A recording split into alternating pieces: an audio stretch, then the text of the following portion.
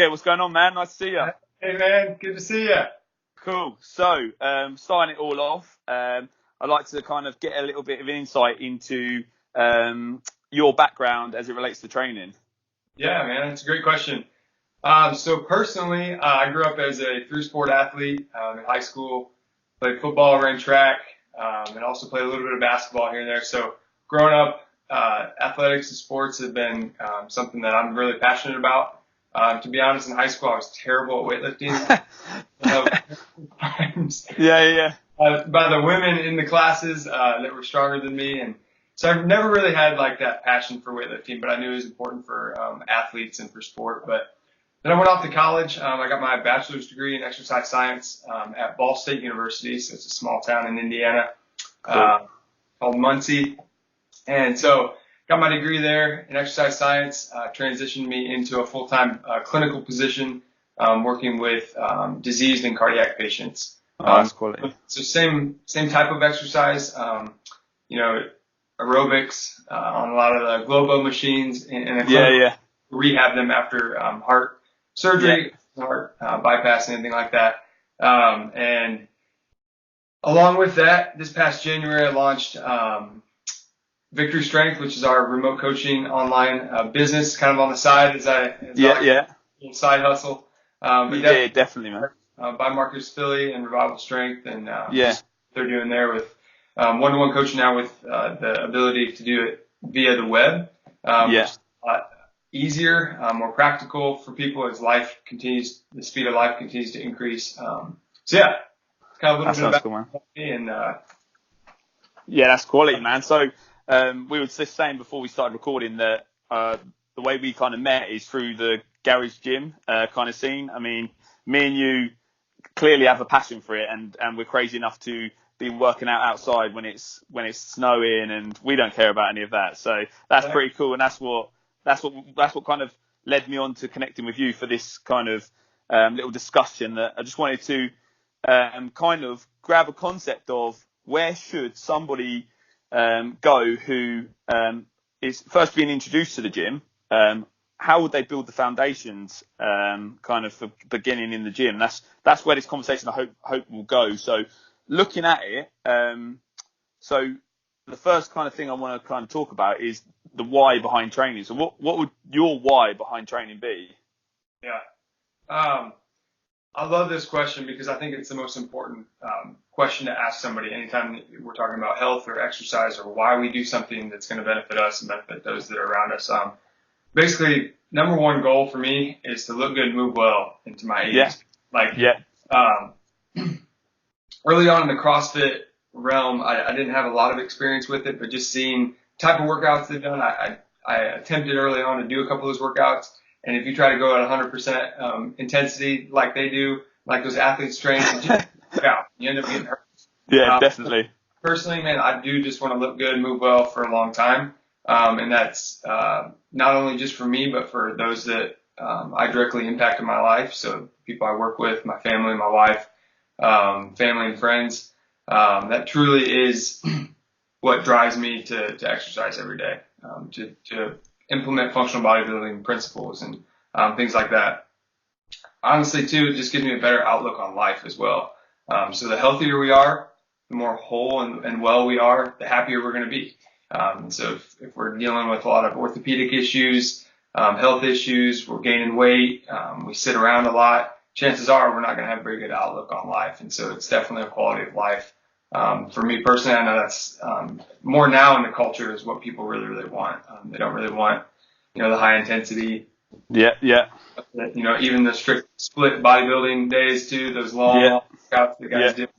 And so definitely is just to look good, move well for the long haul for sure. Mate, that is definitely, I resonate so closely with that.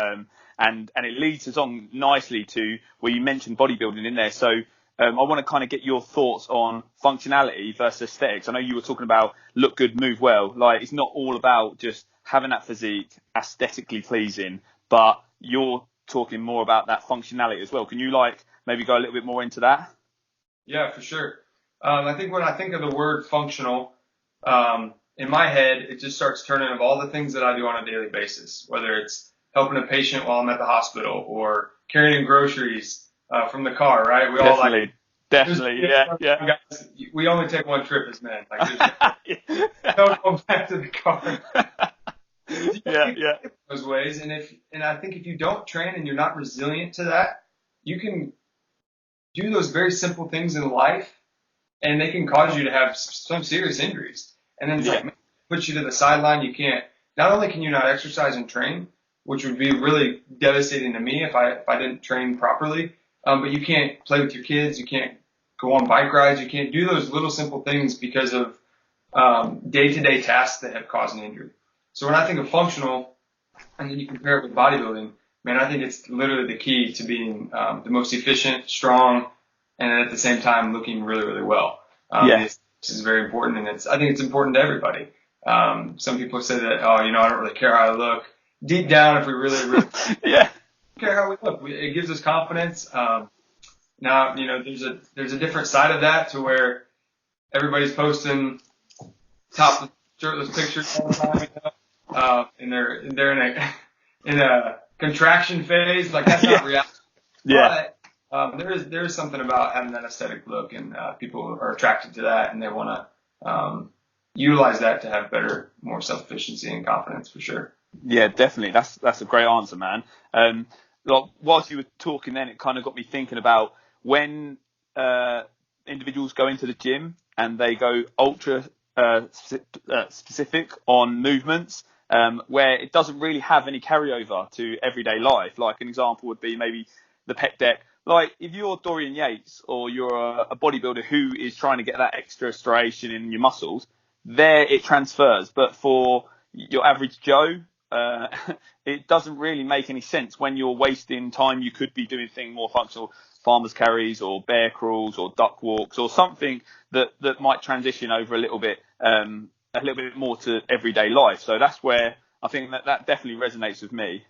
Absolutely. And I think that's the difference between the functional and then like your fixed to machines and the Globo gyms, and that culture that a lot of people think that that's the only way to do fitness is I have to have a gym membership.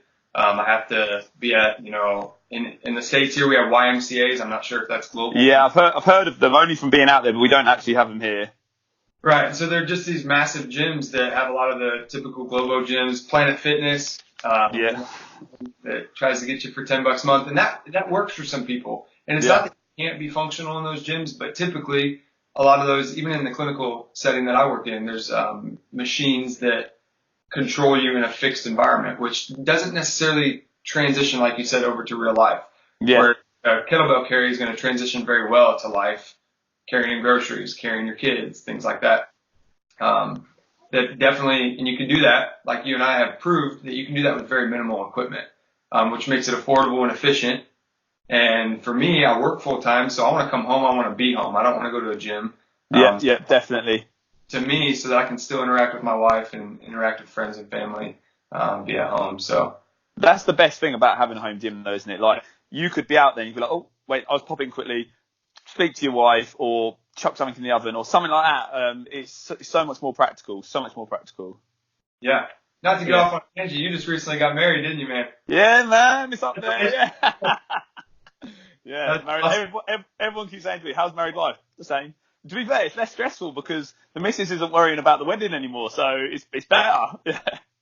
Yeah, man. There's so many decisions that go into that thing, isn't there? Yeah. Oh, man. I just felt I weren't pulling my weight at all, really. Yeah.